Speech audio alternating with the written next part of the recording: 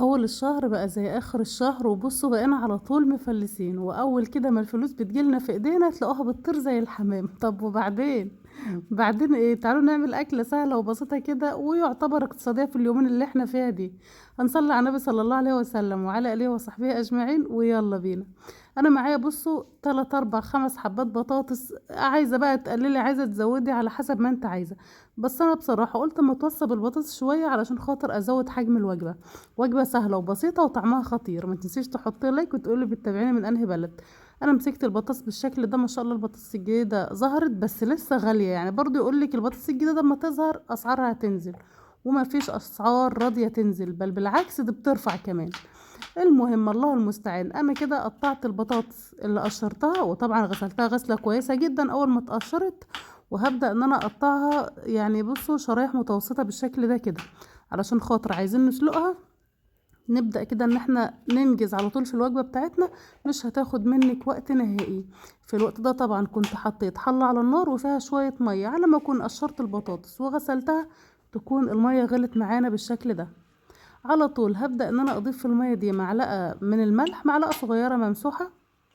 وهبدأ بقى ان انا اخد كمية البطاطس العسل دي وهنزلها بقى في المية. وعلى ما تكون البطاطس بتاعتنا اتسلقت هنكون جهزنا شوية خضار. بصوا بقى، هيطعموا الوجبة بتاعتنا، وكمان هيزودوا الكمية بتاعتها. ويعني بصوا قيمتها الغذائية وطعمها بجد خطير، هيعجبكم جدا لما تجربوها. طيب ايه بقى الخضار اللي معانا؟ اول حاجة معايا حباية من البصل، غسلتها غسلة كويسة، وهبدأ ان انا اقطعها قطع صغيرة بالشكل ده كده، يعني ننجز وقت بصراحة.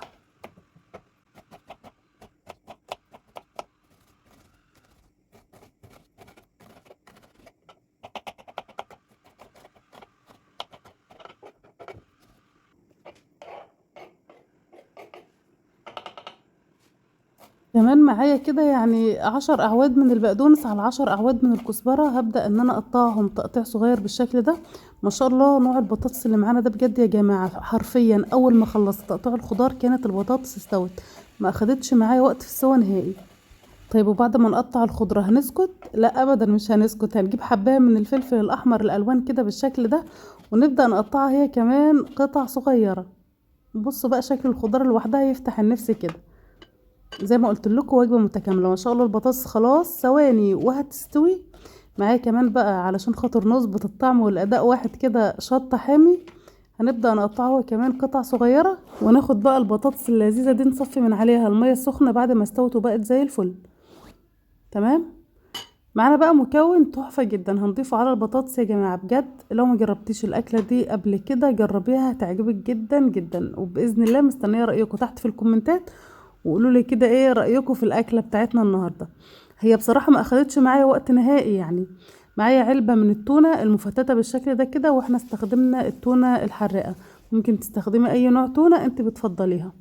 هناخد بقى التونة بالزيت اللي عليها كلها كده، وكمان هضيف عليها معلقة من الزيت النباتي عادي، لو عندك زيت زيتون وحابة تضيفيه تمام اللي يريحك. نجيب بقى الشوكة وهبدأ ان انا اهرس البطاطس مع التونة الاول قبل ما اضيف عليها الخضار. تمام. طبعا انا طفيت النار، مفيش نار بقى شغاله تاني مش محتاجينها. هضيف بس رشه بسيطه من الفلفل الاسود ورشه بسيطه من الكزبره المطحونه، ونظبط بقى الملح علشان خاطر الخضار اللي متقطع. كده كده التونه مملحه والبطاطس مملحينها، هو بس ايه نزود كده ربع معلقه صغيره من الملح علشان خاطر الخضار. ننجز بقى ونجيب الشوكة ونبدأ ان احنا نهرس بقى البطاطس، اسهل واسرع بكتير.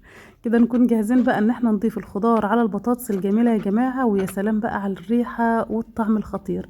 قلبي قلبي قلبي، وبكده هتكون عملت ألذ وجبة. نظبطها بس كده وهنقدمها مع شوية مخلل وشوية عيش سخن، وبألف هنا وشفا، بجد سهلة وبسيطة وطعمها ما يتقاومش. يعني انا وانا واقفة كده قعدت اكل فيها بالشوكة، بجد تحفة، ان شاء الله تعجبكم.